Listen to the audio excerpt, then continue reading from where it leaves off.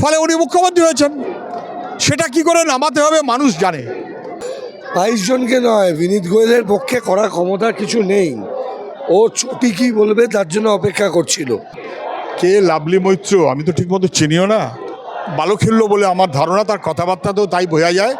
মুখ্যমন্ত্রীর অনুগত হবার জন্য বোধহয় হিংসা, উস্কানি এগুলোকে বেশি পছন্দ করছেন। আমি ভালো খেললো বলে মনে করি, আমি তাদের প্রশ্নের উত্তর দেওয়ার কোনো প্রয়োজন বোধ করি না।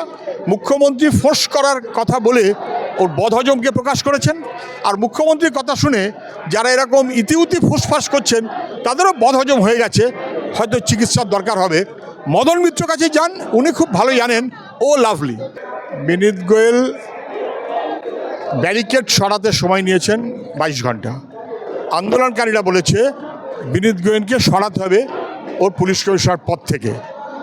ব্যারিকেড সরাতে 22 ঘন্টা লেগেছে, সময় বেশি লাগতে পারে। ব্যারিকেড সরে গেছে, পুলিশ কমিশনারকেও সরে যেতে হবে, আজ হোক কাল হোক। চটির নির্দেশ পাওয়ার পরেই এসব করে। এবার স্বাভাবিকভাবে এই কথাটা এখন সবাই বলছেন, সবাই। বিনীত গোয়েল যে কি প্রোডাক্ট সেটা বিনীত গোয়েল নিজেই বুঝতে পারছেন। উনি এতটাই অপদার্থ কলকাতার পুলিশ কমিশনার হিসেবে, সেটা আপনি দেখে নিয়েছেন। আজকে বামফ্রন্টের মহামিছিল ছিল, অজস্র মানুষ স্যালিউট জানাই, ব্যারিকেড দিয়েছিল, আমরা ব্যারিকেড ভেঙে গিয়েছি। শ্যামবাজার মোড়ে এসে আমাদের অবস্থানে বসতে হয়েছে।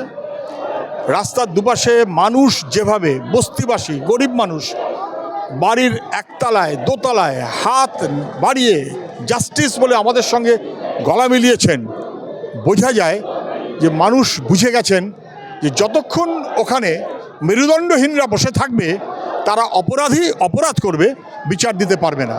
এটা তো পুরোনো কথা, দড়ি ধরে মারোটান রাজা হবে খান খান, অত্যন্ত পপুলার। এবং রাজার জায়গায় যখন রানী এসেছেন তখন রানী রাজা রানী দুজনেই খান খান। এটা মনে করবেন না যে একমাত্র রানী। রাজা দিল্লিতে খান খান হবে আজ হোক কাল, রানী এখানে খান খান হবে আজ হোক কাল। আমরা বলছি না যে আপনাকে ওখান থেকে টেনে নামালাম কালকেই, আপনি নাকি ভোটে জিতেছেন, তো ভোটে জিতে আপনি তো মুখ্যমন্ত্রী হয়েছেন, কিন্তু স্বাস্থ্যমন্ত্রী তো ভোটে জিতে হয়নি, আপনার দ্বারা মনোনীত হয়েছে, আপনি মনোনীত করেছেন। স্বাস্থ্যমন্ত্রী অপদার্থ বুঝেছেন, খারিজ করুন। পুলিশ মন্ত্রী অযোগ্য বুঝেছেন, খারিজ করুন।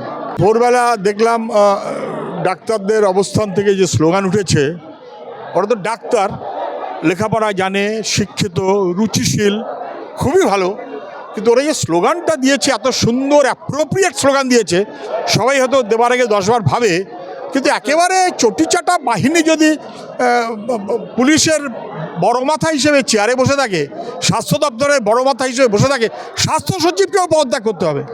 আমি কাগজ বার করে দেবো কালকে। অপরাধী ওই কি একটা দে, ওই যে ডাক্তার অভিক দে না কি একটা কি নাম, তাকে উনি সরকারের নমিনি করেছেন ফার্মাসি কাউন্সিলে এই 1 মাস আগে, ওকেও তো পদত্যাগ করতে হবে। অপরাধীদের যারা প্রশ্রয় দিয়েছে তারা কেউ পার পাবে না। টিএমসিপি যাকে সাসপেন্ড করলো, স্বাস্থ্য সচিব তাকে কি করে ফার্মাসি কাউন্সিলে নিয়োগ করলো? টিএমসিপি যাকে, এমনকি টিএমসিপি যাকে সাসপেন্ড করলো, করবো না বলেও সাসপেন্ড করলো, তাকে স্বাস্থ্য দপ্তর কী করে প্রশ্রয় দিল? ফার্মাসি কাউন্সিলে কী করে তাকে নমিনেট করলো? আমি বোনাফাইড ফার্মাসিস্ট, কখনোই মেনে নেব না। স্বাস্থ্যমন্ত্রী এবং স্বাস্থ্য সচিব যিনি সই করেছেন তাকেও পদত্যাগ করতে হবে।